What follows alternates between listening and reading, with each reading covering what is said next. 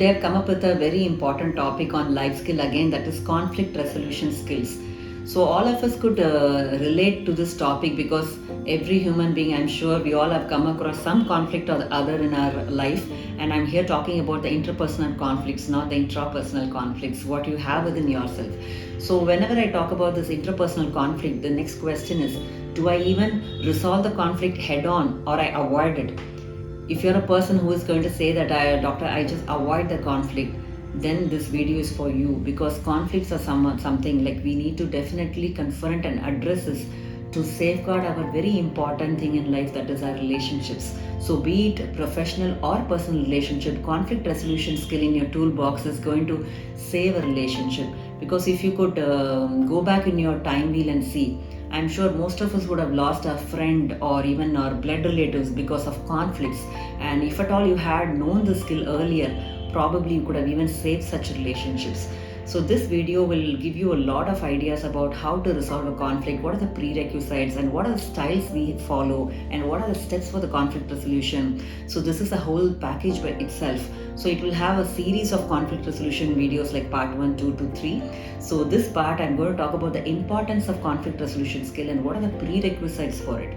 And when we talk about conflicts, when we think about what are the major causes behind these kind of conflicts, you can immediately think about the different perceptions, different ideas, different motivations and different personality. Those are the clashing points and differing needs. All these are the underlying factors between the conflicts. And especially in my counseling experience, whenever I counsel the married couples, the conflict is a major issue. The conflicts can be related to anything and everything in their everyday life, and I always suggest the couples that you need to resolve a conflict on an everyday basis so that you don't have a piling of conflicts which at one point will, like a volcano, it will burst and then it can even impair your relationship and can lead even to divorce. So in this video, I'm going to talk about mostly the interpersonal relationship in a marital or a love relationship, but the same tips can be also used for resolving conflict in a work scenario as well, because the same set of skills are only involved. There are a lot of skill sets which are involved here in conflict resolution. To name especially 2 skills, that is communication and emotional management skills, as well as stress management. So about all the skills, already I've given a lot of videos on the same, so I will provide the links in the description, so please do watch it. So there are a lot of things you need to understand before even trying to resolve a conflict. As a human being, what we generally do is try to avoid the conflict, because conflict resolving is very overwhelming and a lot of underlying fears are there. That's the reason we do avoid the conflicts. One major reason is that we are afraid that we might lose the relationship, and if it's going to cause a lot of bitter experiences and resentment between the two, if I'm going to talk about my problems. And one more reason is lack of trust. And because of all these emotions which are going to be overwhelming when you're talking about the conflicts, people generally comfortably avoid the topic. And there is especially one partner in the married couples, they don't want to talk about the conflict. They just shut off. They just don't talk to each other for even sometimes days, even weeks, and for even some couples months also. And then the other partner has to say sorry and then just forget. They don't even talk about what went wrong between the two. But it's very, very pertinent that you talk about the issue in hand to have a win-win scenario. Many people see this conflict as a win-lose scenario.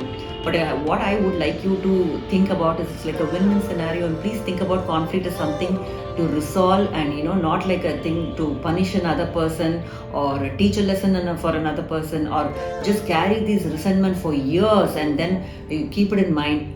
Think like you need to just forgive and forget. And also make sure that you come to a common ground where both of you win and both of you find a common way. Whenever the conflicts are talked, people bring up the past. You said the same word that day and all that. But then conflict is all about talking about the present issues, the present and being in the present. And one more misconception about the conflict is it is not about person oriented, or not about, bickering about another person or criticizing about the other person.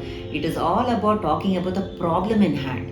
And one more important thing people don't understand is behind every conflict there are a lot of needs, underlying needs which are actually there. People don't understand them, because psychology of conflict resolution, we as a psychologist understand that there is a lot of emotions which are there, overwhelming emotions are there when you're trying to talk about conflicts. then there is an underlying need which is unresolved between the couples or between any two people who are involved in the conflict. And the problem is that we don't understand what we want, and we don't even address what the other person wants, because most of the time people don't even know what their needs are or how they are feeling, because most of the time we don't express the way we feel and try to understand the others feelings also. Because of these problems, most of the conflicts are like just swept under the mat, and people don't even talk about it, and they just keep it away from them as if it doesn't exist, but it's going to create a lot of problem in the future. Again, it's about the underlying needs. For that, I'll give an example. Let's say two children are fighting for oranges. So you just keep in mind, these are the positions generally people fight for. Like a person A, that's a child A, says that I want orange. The child B also says I want orange. Then the mother comes in between and says, why are you people fighting? What is it really you need? Then child A says, Mom, I just want the peel. And the child B says, I just want the pulp. So if at all they had explained the reasons for the positions, the real need, what they really wanted, the conflict would have been resolved so easily. But the problem is we just go on with the position saying, I want this, I just need it. But then we don't go to the underlying need, why you really wanted that particular thing. So when we go dig deeper into the underlying needs, I'm sure we can find a middle ground to see both are going to be satisfied, and there is no conflict without any solutions. Every conflict has got beautiful solutions as long as both are willing to resolve it. Because here the openness is very important. Only then people can express what they want and can really try to address their needs and concerns and feelings to the other person. Because if one person is not wanting to talk about the conflict, other person can do nothing about it, because this person will not even tell what they want and need, and the other person has no clue about it. And again, it's also very important that you try to understand, and in a very amicable way, in a very peaceful way, in a very respectful way.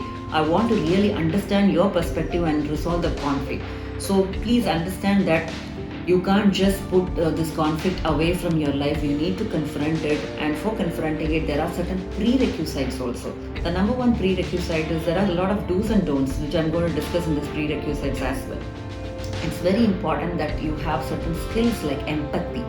Empathy is nothing but putting yourself in others' shoes and see what they see, like exchanging the perspectives and trying to see what the other person really wants and why they want it.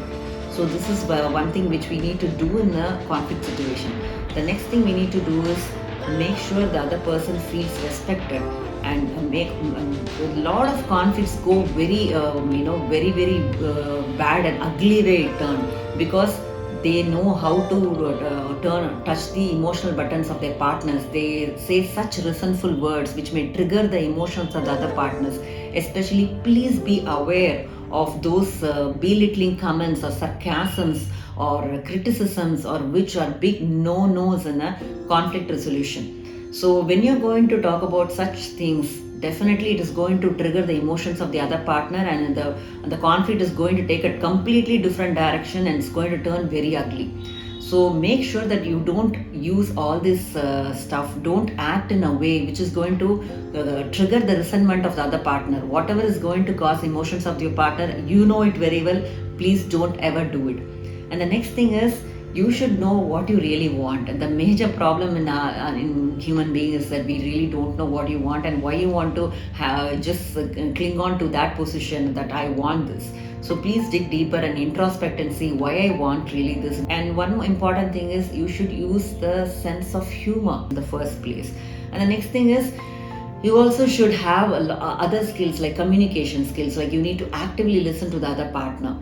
So, and when you are going to resolve a conflict, you should make sure that I'm not going to keep this score in my mind for years. Like people say, the wives bring up all the unresolved things in a new conflict and it turns very dirty. And people talk about, what I did last month and last year and 10 years back. So all these things should never be kept in your memory. Just declutter it, just let go of it. And talk about here and now, and not about the person. You have to talk about the problem and talk about what can be done to resolve the problem in an amicable way, in a win-win way. And I will also talk about the don'ts, what you should really avoid in a conflict situation. First thing is, you should never ever talk about the conflict when you're stressed or when you're emotional, just don't ever talk about the conflict. You just buy some time, tell that I'm not in a position to talk about it now, let me come back later. Because when you're stressed, you can't do certain things. For example, you don't even know what you really want and you can't really express it clearly. And when you're stressed, you can't really understand what the other person is talking, and you really cannot understand the non-verbal cues or the body language of the other person, and it may turn out very ugly when you're in stressed mood. So please avoid conflicts when you're stressed. Don't ever attack another person, and don't ever belittle them, and don't disregard the feelings of another person. So when a other person feels like their feelings are not heard, they'll just stonewall themselves. They start talking about what they really want, because they get to a point that this person is not even going to understand me. What is the point of me talking about it? So they just to stop and stonewall themselves, and that is like you already hit the end of the road. You can't proceed from then on. The conflict resolution is not going in the right direction when you are not going to regard the give regards to the feeling of the another person. So these are the don'ts, and very important don't I told you is that don't ever intervene when you're stressed. So keeping all this in mind, and keeping very important tip which I shared with you already, that there is an underlying need which is unresolved. Because earlier what you know about conflict is because of various personality clashes or difference of opinion or difference of perceptions, people have conflict. Not necessarily. Behind all this mask, the real thing is there is an underlying need which is unfulfilled, and when you get to that real need, then the problem is going to be very easily resolved between both the parties, and there is going to be a lot of peace which you really wanted. And just imagine a couple with no baggages or emotional baggages from the past, and they just have to deal with the small and simple conflicts on an everyday basis. It's going to be a very beautiful journey in your relationship. So please take conflict in a right perspective, and also first that you need to really commit to yourself that you are going to resolve the conflict, and you're going to feel vulnerable and ready to talk about what you want, what you feel, because these are the barriers which stops us from even talking about the conflict. The first thing is, again, to summarize, don't ever worry about the fear of abandonment. Don't worry about the trust issues it might create and all this, because conflicts, when it is put very, very much transparent, in the transparent and a win-win scenario, it's going to be resolved.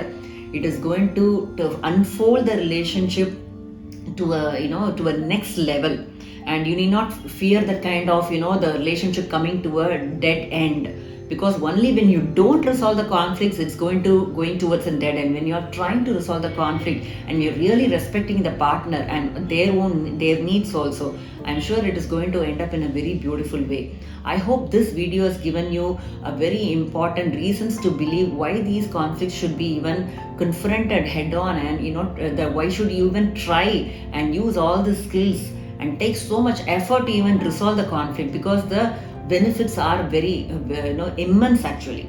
So in the next forthcoming videos, the part 2 and part 3, I'll be talking about the different conflict resolution styles, which is very interesting to know, because as soon as you watch this video, you'll understand which style you generally use to resolve the conflicts, and also turn to the best style, that is going to be the owl style, which I'll be discussing in the part 2 of this video. So stay tuned, and catch you again in another video, and have a very nice day. Take care. Bye.